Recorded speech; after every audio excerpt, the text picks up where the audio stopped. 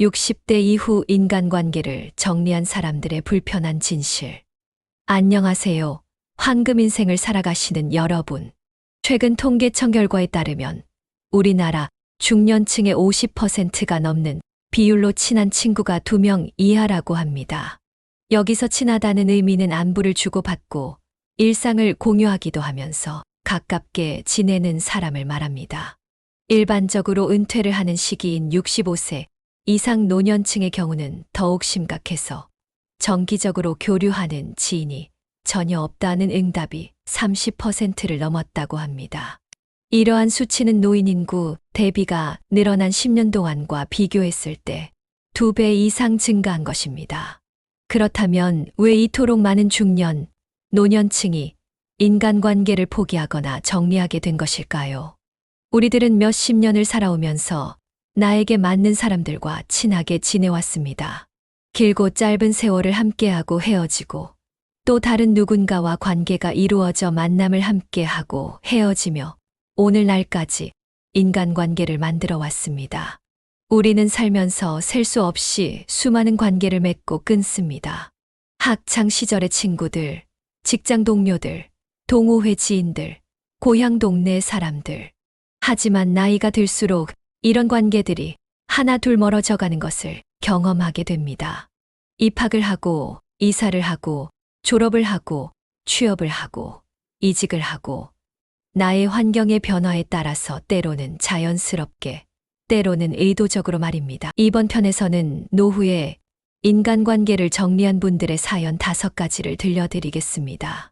서울에 사시는 75세 김모 어르신은 서울에서만 40년간 다니던 회사에서 퇴직한 후 점차 사람들과의 만남을 줄여갔습니다.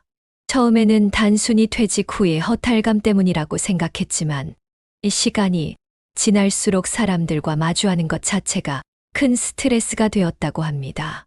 처음에는 퇴직 후 시간이 많아져서 친구들을 자주 만날 수 있을 거라 생각했어요. 하지만 만날 때마다 요즘 뭐 하냐는 질문이 너무 부담스러웠죠. 은퇴 전에는 제가 무슨 일을 하는지 어떤 위치에 있는지가 제 정체성의 큰 부분이었거든요. 그게 없어지니까 만남 자체가 두려워졌습니다. 도시에서 오랫동안 지속되었던 사회적으로 인정된 위치가 박탈된 기분 탓에 안 그래도 우울감이 있던 시기였고 다 똑같이 늙어가는 처지의 만남을 가지게 되면 뭔가 특별히 기대하는 눈빛들이 있어서 부담스러움에 오는 연락도 피했다고 합니다.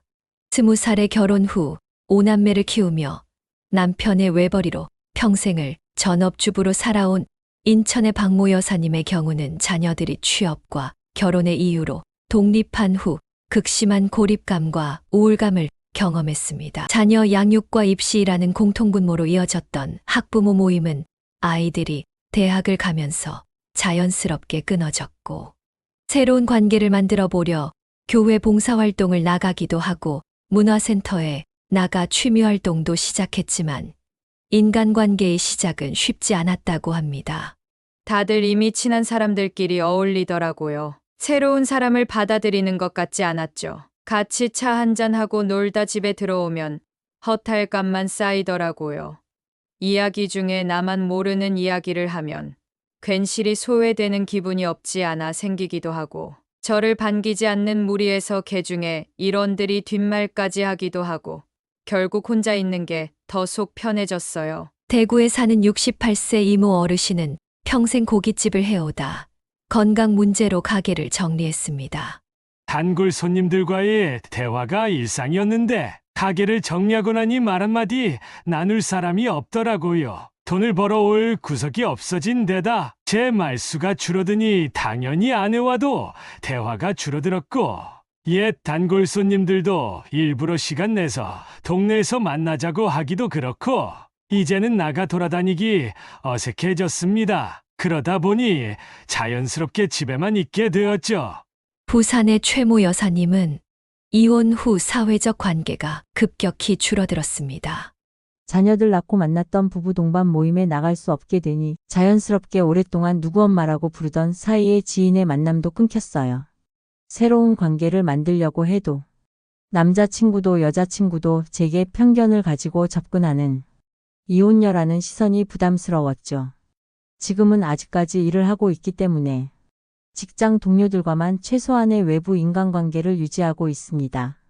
이혼을 하게 되니 자연스럽게 남편과 귀속된 인간관계가 정리되고 결혼 전에 둘도 없이 친했던 친구들은 각자 결혼하고 연락 두절된 지 오래인지라 그 친구들을 다시 찾아 연락하기엔 잘 사는 친구들에게 내심, 자존심도 상하고 해서 주변 사람들을 전부 다 다시 만나야 하는지 마음이 공허해졌다고 말했습니다. 수원의 71세 정모 어르신은 은퇴 후 경제적 어려움으로 인간관계를 정리했습니다.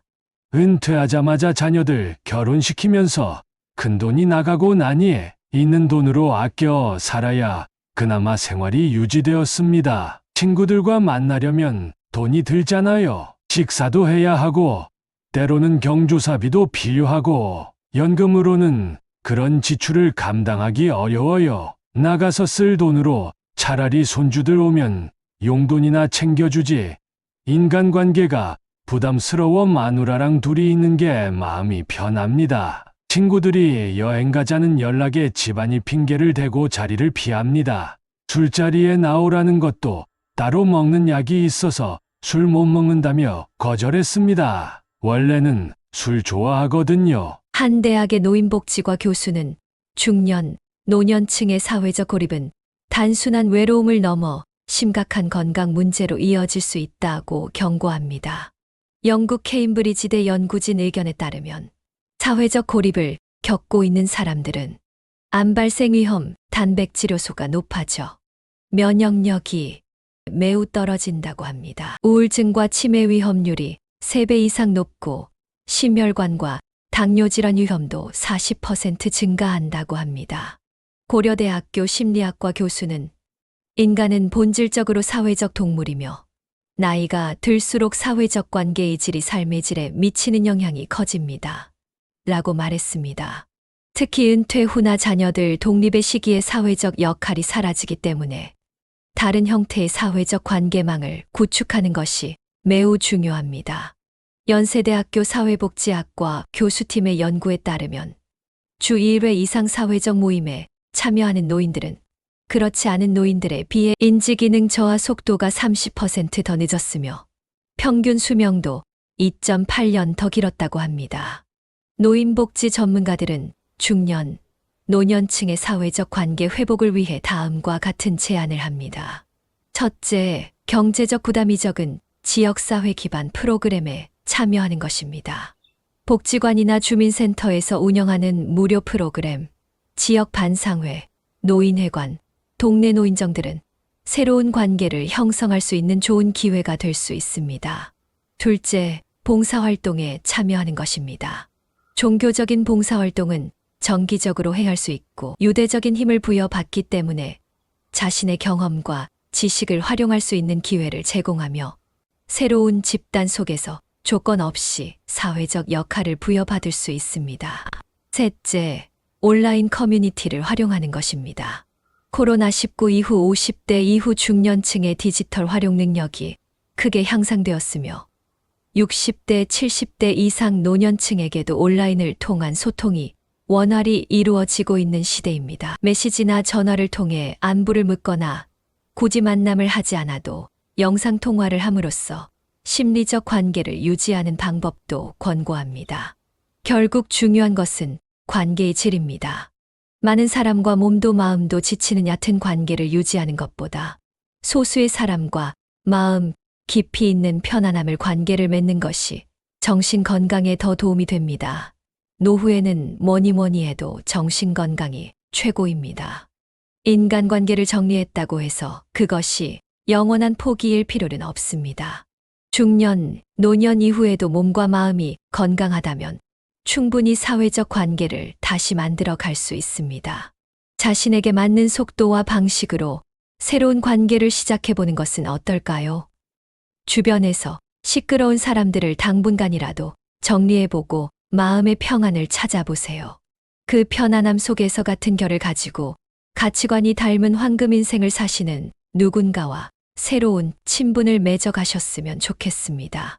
이미 여러분께서 황금 인생을 살고 계시기에 좋은 인연들이 반드시 다가오게 될 것이라 믿어 의심치 않습니다. 인간관계 속에서도 황금 인생을 만들어가는 오늘, 이 영상이 마음에 드셨다면 좋아요도 눌러주시고 구독도 눌러주시면 감사하겠습니다. 다음 시간에도 세상을 황금같이 더 단단하고 빛나게 살아가는 유익한 내용으로 찾아뵙겠습니다. 청취해 주셔서 감사합니다.